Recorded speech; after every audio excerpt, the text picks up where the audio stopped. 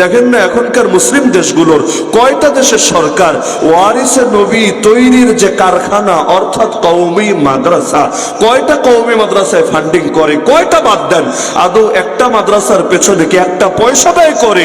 উপরন্তু পদে পদে পদে বাধাই তো সৃষ্টি করে।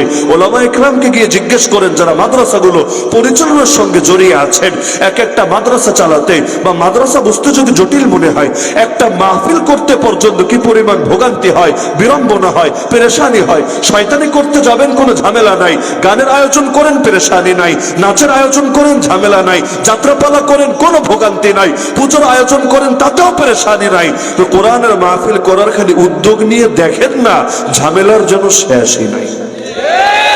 কিন্তু আলহামদুলিল্লাহ কেউ সাহায্য করুক বা না করুক, যার সাথে আল্লাহর সাহায্য থাকে তার দুনিয়ার সাহায্য লাগে না। তো এই যে সিলসিলা আল্লাহ কিয়ামত পর্যন্ত জারি রেখেছেন, সিরাতে মুস্তাকিমের উপর চলার মতো সবকিছুই তিনি প্রস্তুত রেখেছেন, সহজ রেখেছেন। দেখেন দুনিয়া ইসলামের বিরুদ্ধে এত ষড়যন্ত্র, কত লক্ষ লক্ষ মসজিদ আছে দুনিয়ার বুকে, যে মসজিদে গেলে হৃদয়ে আলাদা প্রশান্তি মেলে। যত বড় পেরেশান ব্যক্তি হোক, যত বড় ব্যবসায় ধরা খেয়ে গেছে, ঋণের চাপে জীবন তেজপাতা হয়ে গেছে, অথবা সংসার জীবন অশান্তিতে আছে, যেই হোক ধীরস্থির ভাবে উযু করে নেক নিয়তে মসজিদে গিয়ে কিছু সময় ইবাদত বন্দেগী করলে অন্তরে আলাদা যে একটা প্রশান্তি আসে, লক্ষ টাকা দিয়ে ওই প্রশান্তি কিনতে পাওয়া যায় না। আল্লাহ তাআলা দিলের প্রশান্তি রেখেছেন, ইবাদতে এমন মজা রেখেছেন। কোরআন জানিয়ে দিচ্ছে আলা বিযিকরিল্লাহি তাতমাইন্নুল কুলুব, আল্লাহর জিকিরে, আল্লাহর কোরআনের তেলাওয়াতে আল্লাহ তাআলাকে স্মরণ করলে অন্তর ঠান্ডা হয়ে যায়, অন্তর প্রশান্ত হয়ে যায়। তো এই যে এত এত সাপোর্ট আল্লাহ তাআলা দিয়ে যাচ্ছেন, তবুও কত বড় বদবখত, কত বড় দুর্ভাগা তারা যারা এইগুলোকে বুড়া আঙ্গুল দেখিয়ে সিরাতে মুস্তাকিমের উপর না চলতে শুরু করে শয়তানের পথে। তো দুনিয়াতে যারা সিরাতে মুস্তাকিম থেকে সরে যাবে, যে কোনো কারণেই হোক না কেন, নিজের খায়েশাতের কারণে, নফসের কারণে, শয়তানের পূজার কারণে, যে কোনো কারণে হোক, আগামীকাল এরাই ছিটকে পড়ে যাবে পুল সিরাত থেকে। পুল সিরাত এটা আমরা বাংলায় চিনি, উর্দু ফার্সিতেও বলে, কিন্তু আরবিতে পুল বলতে কোনো শব্দ নাই। আরবিতে ওটার নামও সিরাত। কি নাম? সিরাত। আর দুনিয়ায় যে রাস্তার উপরে আমাদেরকে চলতে বলা হয়েছে এটার নামও সিরাত। মুস্তাকিম মানে সোজা, কিন্তু রাস্তার আরবি হলো সিরাত। এটাও সিরাত, ওটাও সিরাত, নামও এক, গুণও এক। এই সিরাতের উপর যে চলবে, ওই পুল সিরাতের উপর একমাত্র সেই চলতে পারবে। এই সিরাতের উপর যে গতিতে চলবে, ওই সিরাতের উপর একই গতিতে চলবে।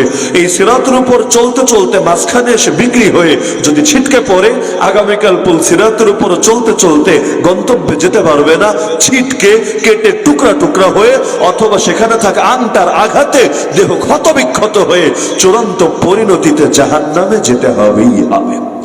আবার দুনিয়া সিরাতে মুস্তাকিমের উপর যারা চলে, নিজের শক্তি থেকেও চলতে পারে না, আল্লাহর তৌফিকে চলে। লা হাওলা ওয়ালা কুওয়াতা ইল্লা বিল্লাহ। আল্লাহর তৌফিক ছাড়া একটা গুনাহ থেকে বাঁচারও কোনো ক্ষমতা নাই, একটা নেক আমল করারও কোনো শক্তি নাই। তার মানে যত গুনাহ থেকে বাঁচি এর ক্রেডিটও আল্লাহর, যত নেক আমল করি এর ক্রেডিটও আল্লাহর। এজন্য বান্দা বলে নিঃসংকোচে আলহামদুলিল্লাহি রাব্বিল আলামিন, সমস্ত প্রশংসা আল্লাহর, যিনি বিশ্ব চরাচরের সমস্ত জাহানের রব।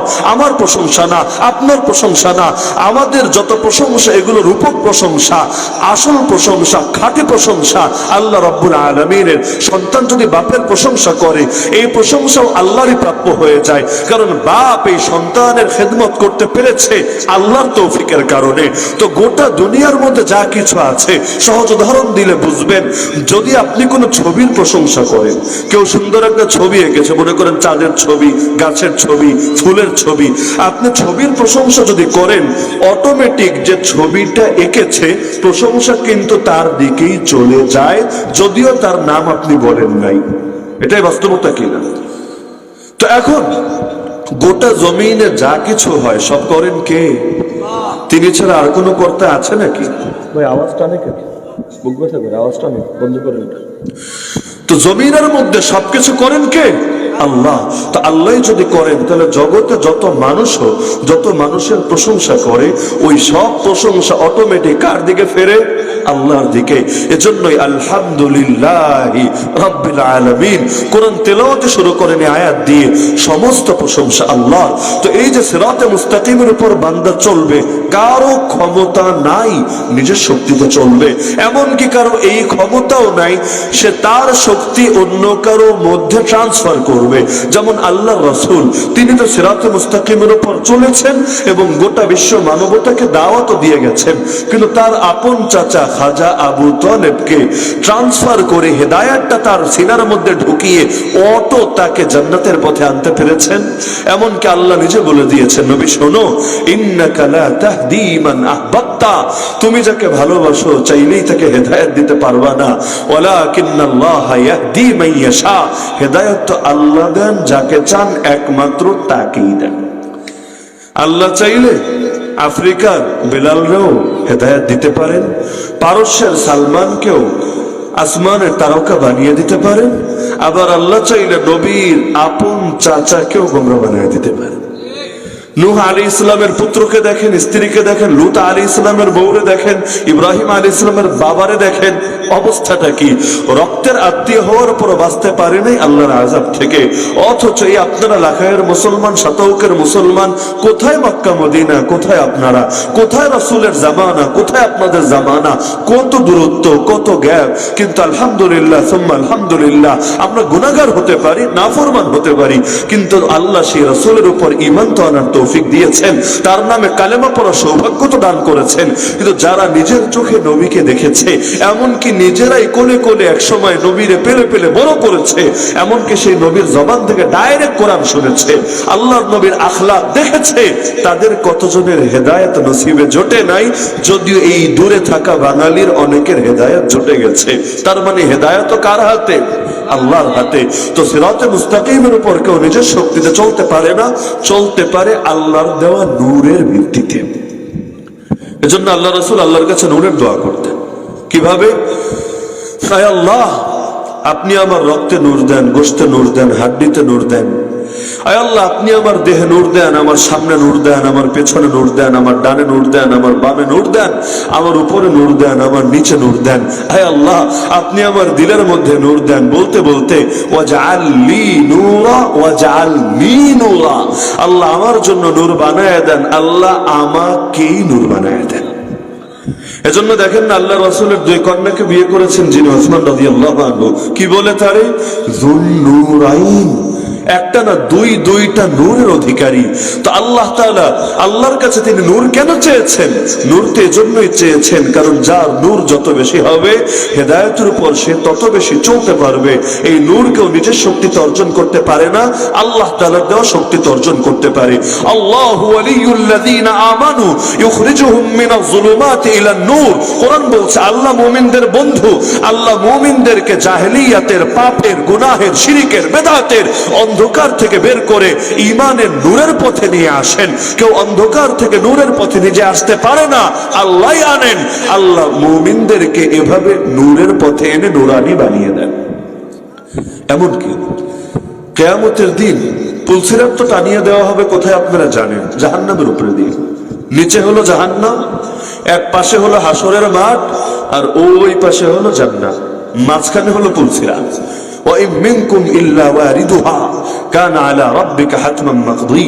কোরআন বলছে তোমাদের মধ্যে এমন কেউ নাই যাকে এই পুলসিরাত অতিক্রম করতে হবে না, এটা তোমার রবের পক্ষ থেকে চূড়ান্ত সিদ্ধান্ত।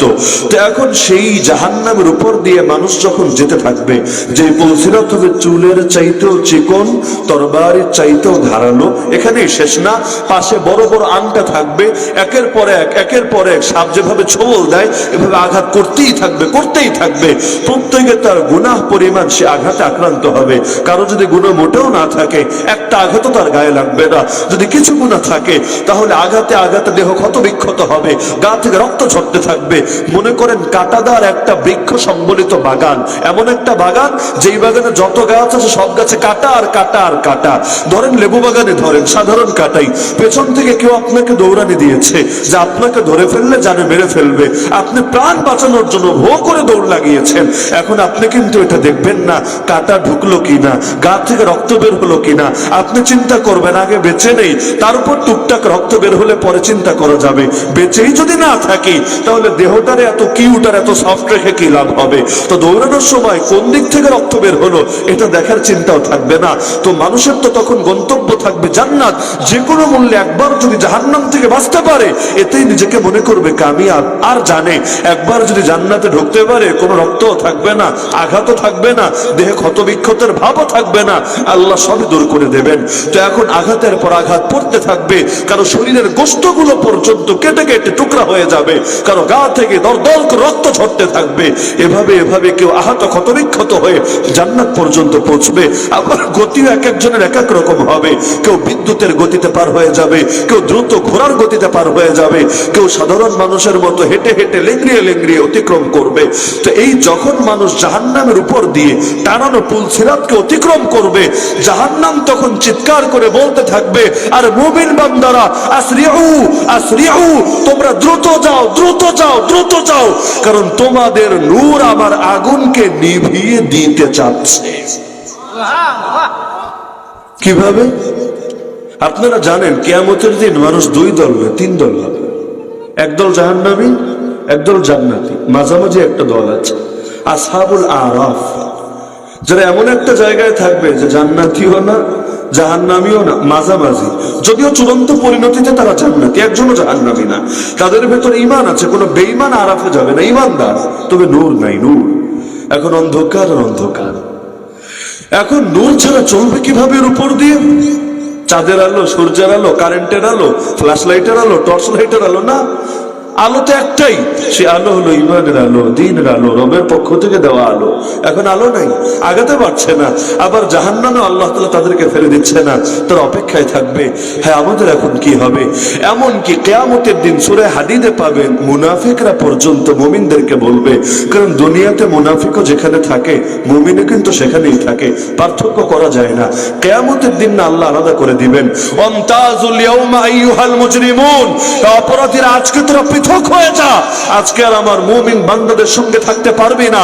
আলাম আহাদ ইলাইকুম ইয়া বনি আদম আল্লাহ তা'বুদুশ শাইতান, আদমের সন্তান তোদের থেকে আমি কি এই প্রতিশ্রুতি নেই নাই যে তোরা শয়তানের পূজা করবি না?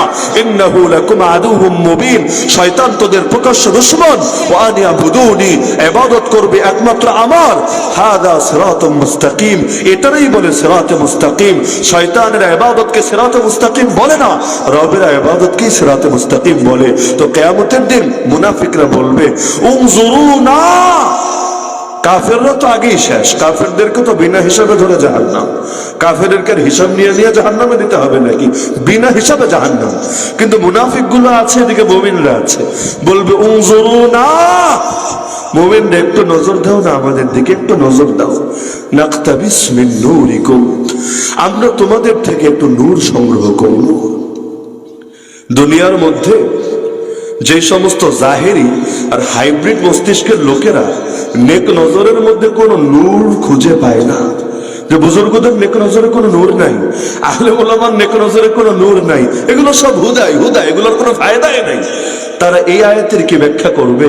যদি নূর নাই থাকে তাহলে কেন তাদেরকে তাকাতে বলবে নিজেদের দিকে? হ্যাঁ, সেদিন সব সামনে চলে আসবে, সব দেখা যাবে। সেদিন তো মানুষ আমলও দেখবে, গুনাহও দেখবে, খালি দেখবে না, মাপা হবে মিজানের মধ্যে। কিন্তু দুনিয়ায় মাপবেন কি দিয়ে? দুনিয়া নামাজের ওজন কয় গ্রাম বলেন দেখি, রোজার ওজন কয় কেজি বলেন দেখি, হজের ওজন কয় মন বলেন দেখি, আর এটার রং কি তাই পারলে বলেন দেখি। দুনিয়া দেখা যায় না, ধরা যায় না, ছোঁয়া যায় না, মাপা যায় না। তাতে কি কিয়ামতের দিন তো সবই দৃশ্যমান হয়ে যাবে। এমনকি মরণ, দুনিয়া তো মরণও দেখা যায় না। আরে কিভাবে জানি এসে আমার বাপরে নিয়ে যায়, মায়ের নিয়ে যায়, টেরই পাই না। তো কিয়ামতের দিন তো আল্লাহ মরণকেও ধরে এনে হাজির করবেন। এরপর জান্নাতি জাহান্নামী উভয় দলকে ডেকে ডেকে বলবেন, এই জান্নাতীরা শোন, খুলুদুল্লাহ মাউত, এই জাহান্নামীরা শোন, খুলুদুল্লাহ মাউত। আল্লাহ মৃত্যুকে নিজে জবাই করে দিয়ে বলবেন, এখন তোরাও জান্নাতে চিরস্থায়ী, আর কোনো মরণ আসবে না, তোরাও জাহান্নামে চিরস্থায়ী, আর কোনো মৌত আসবে না। তো কিয়ামতের দিন সব নগদেই দেখা যাবে। দুনিয়ার বুকে অনেক কিছু দেখা যায় না পরীক্ষার কারণে, তাই বলে অস্বীকারের কোনো সুযোগ নেই। এখন আমাদেরও যদি মূলনীতি হয় যা দেখি তা মানি, যা দেখি না তা মানি না, তো নাস্তিকদের সঙ্গে আমাদের পার্থক্য থাকবে কোথায়? নাস্তিকরা আল্লাহ মানে না কেন জানেন? দেখি না, মানবো কেন? যা দেখবে খালি তাই মানবে, নাউযুবিল্লাহি মিন যালিক। কিন্তু আমাদের মূলনীতি যা দেখি তা মানি, যা দেখি না তাও মানি। আল্লাহ এবং তার রাসূল থেকে যা জেনেছি সবই মানি। দেখা শর্ত না, আমার চোখ ভুল করতে পারে, আল্লাহ এবং তার রাসূলের বাণী ভুল হতে পারে না। তো কিয়ামতের দিন মুনাফিকরা বলবে একটু তাকাও, নূর সংগ্রহ করি। তখন মুমিনরা টিটকারি মারবে তাদেরকে। দুনিয়া আমাদেরকে টিটকারি মারে না, মুনাফিকরা কাফেররা মারে, কিছু বলার থাকে না। কারণ সবল দুর্বলরে টিটকারি মারতে পারে, দুর্বলের বলার কিছু থাকে না। তাখাফুনা আইয়াতাখাত্তাফাকুমুন নাস, আল্লাহ কোরআনে বলেন মুমিনরা তোমরা মক্কায় এমন দুর্বল ছিলা, তোমাদের হৃদয়ে ভয় করতো কখন জানি মানুষ তোমাদেরকে ছো মেরে নিয়ে যায়। পাখি যেমনে মাছ ছো মেরে নিয়ে যায়, তোমরা এমন ভয়ে থাকতে কখন জানি ছো মেরে নিয়ে যায়। এখন আমাদের অবস্থা এমন না, বাংলাদেশের শ্রেষ্ঠ শ্রেষ্ঠ আলেমদেরকে কোটি কোটি মানুষের নজরের সামনে ছো মেরে নিয়ে যায়, কিছুই বলার থাকে না, শুধুমাত্র ফেলফাল করে তাকিয়ে থাকা ছাড়া। তো মুমিনরা টিটকারি মেরে বলবে ইরজিউ ওয়ারাকুম, ভাগ ভাগ, পিছনে যা, ফালতামিসু নূরা, পিছনে গিয়া নূর খোঁজ, তোদেরকে দেওয়ার মতো কোন নূর আমাদের কাছে নাই। তখন ফাদুরিবা বাইনাহুম বিসুরিন লাহু বাব, আল্লাহ তাআলা গায়বী ভাবে তাদের মধ্যে একটা দেয়াল কায়েম করে দিবেন, ফটক কায়েম করে দিবেন, যার দরজাও থাকবে। বাতিনুহু ফীহির রাহমা, যার ভেতরের অংশ খালি রহমত আর রহমত আর রহমত, যেখানে মুমিনরা। ওয়া যাহিরুহু মিন কিবালিহিল আযাব, আর এই পাশে খালি আযাব আর আযাব আর আযাব, এক পাশে রহমত আর এক পাশে আযাব আর গজব। তো এখন আরাফের মধ্যে যারা থাকবে এদের হালতটা এমন হবে, এদের কাছে নূর থাকবে না, যে নূর দিয়ে তারা পথ চলবে। অবশেষে আল্লাহ তাআলা তাদেরকে নূর দান করবেন, সেই নূর দিয়ে তারা অতিক্রম করে যাবে। তো মুমিনের মধ্যে আল্লাহ এমন নূর দেন, যে নূর জাহান্নামের আগুনকে পর্যন্ত নিভিয়ে দিতে পারে। দেখেন না, আল্লাহ তাআলা চোখের এক ফোঁটা পানির মধ্যে এমন নূর রেখেছেন, যেই জাহান্নামের মধ্যে 7 সমুদ্রের 7 দরিয়ার পানি ঢেলে দিলেও আগুন নেভা দূরের কথা, আগুন একটু কমবেও না। আল্লাহর ভয়ে যদি এখানে 2টা ফোঁটা পানি ঝরাতে পারেন, আল্লাহ তাতে এমন নূর পয়দা করে দিবেন, জাহান্নামের আগুন আর টিকতেই পারবে না।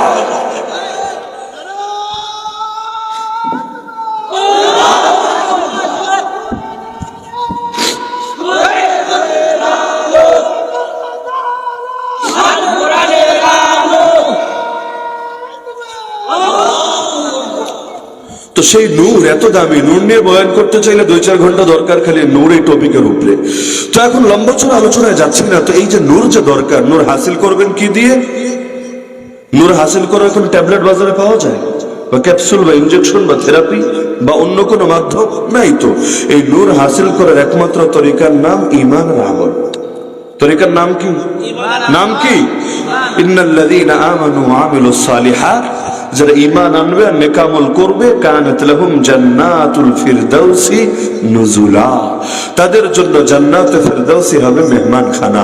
তো এখন সেই ঈমান আর আমলের নূর যদি হাসিল করতে চাই, একটা কাজ করা লাগবে, সারা জীবন ধরে নফস আর শয়তানের সঙ্গে যুদ্ধ চালিয়ে যেতে হবে মরণ পর্যন্ত। এই নফস জীবনে আপনারে ভালো হতে দিতে চাইবে না।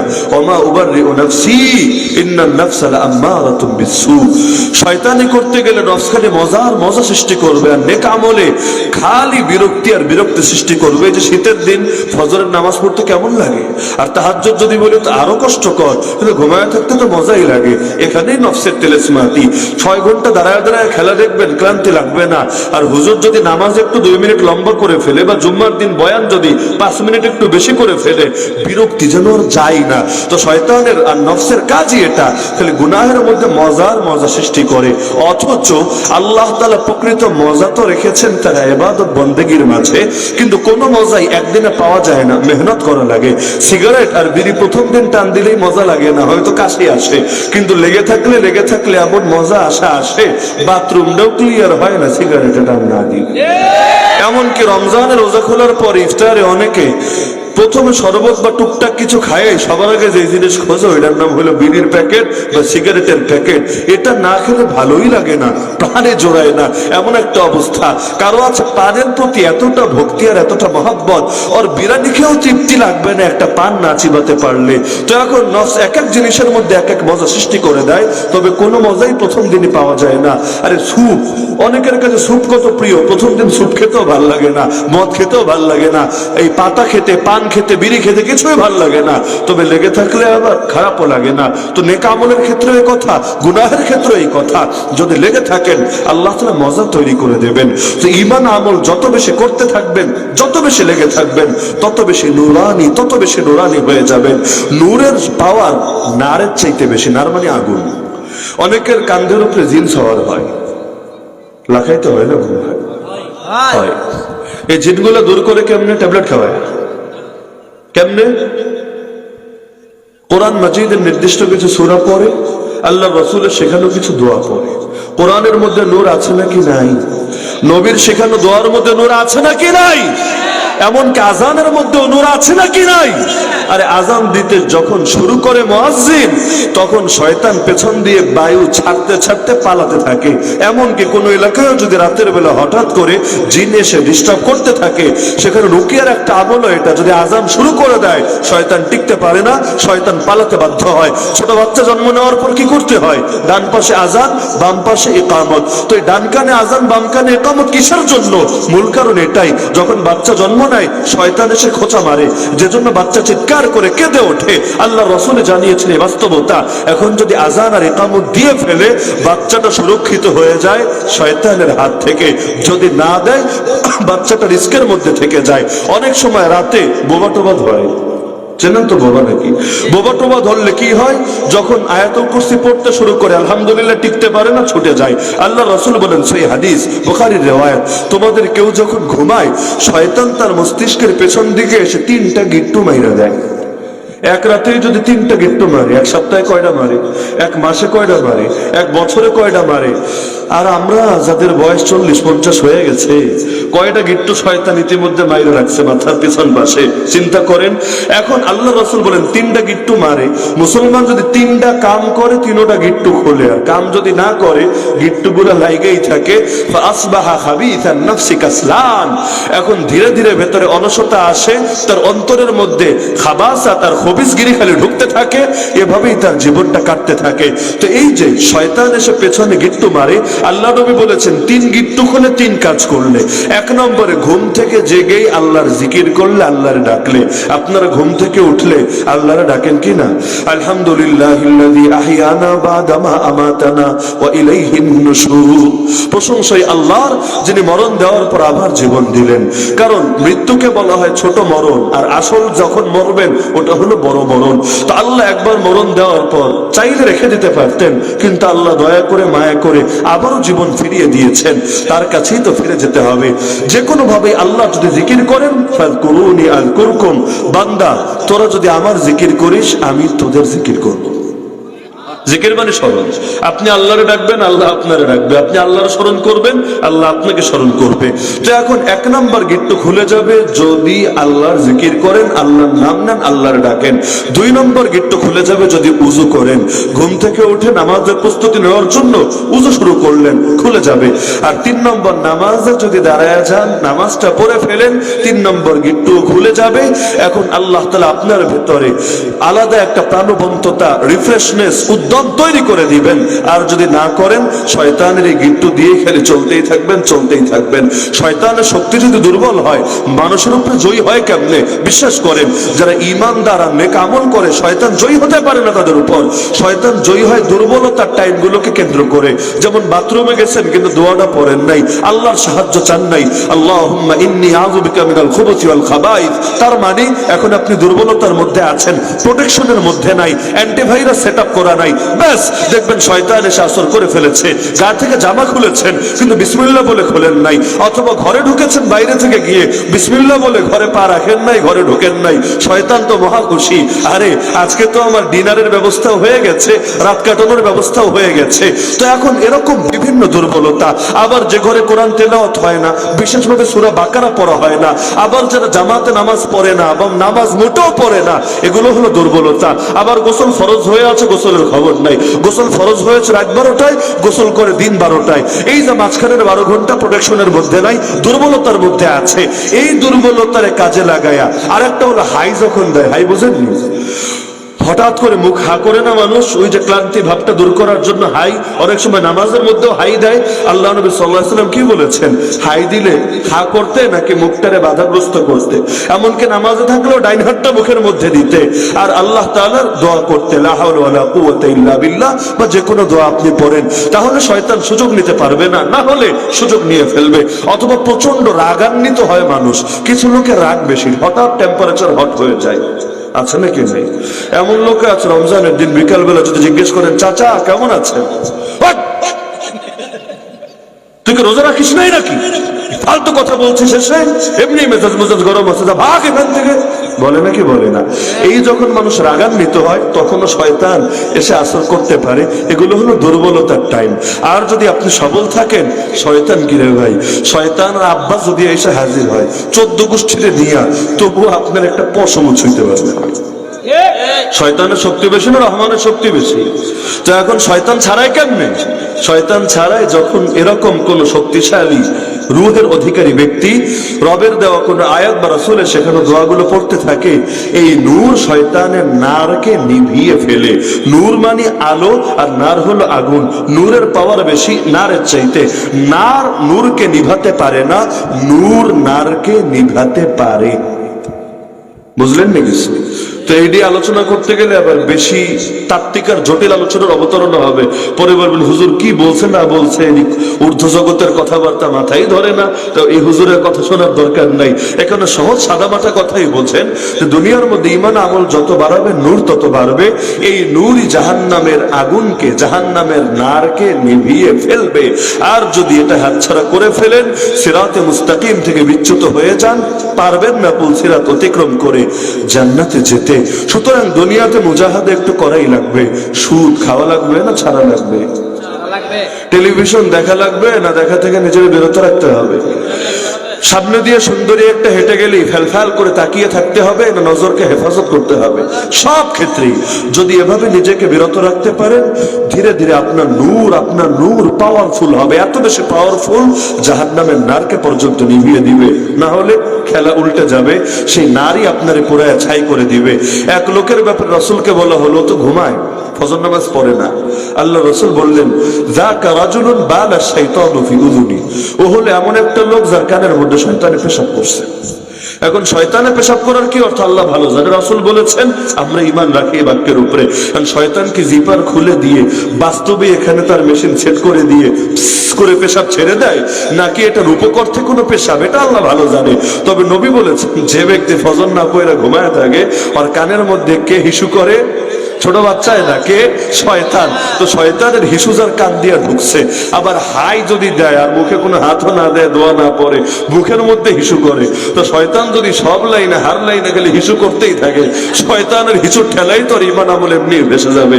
সুতরাং শয়তান থেকে নিজেকে হেফাজত করতে হবে, নফসের বিরুদ্ধে আমরণ জিহাদ চালিয়ে যেতে হবেই হবে। পারবেন না ইনশাআল্লাহ?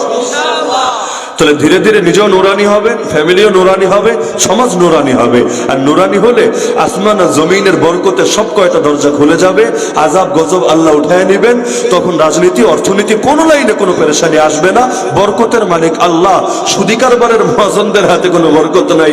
বরকত দিতে পারে একজন, কে? তিনি আল্লাহ। তিনি ছাড়া কেউ সুখ দিতে পারবে না, শান্তি এনে দিতে পারবে না, রহমত বরকত এনে দিতে পারবে না। তো সবকিছু যখন তারই হাতে, তাকে খুশি করলেই আমাদের চলবে, অন্য কাউরে খুশি করা লাগবে না। মনে থাকবে তো ইনশাআল্লাহ?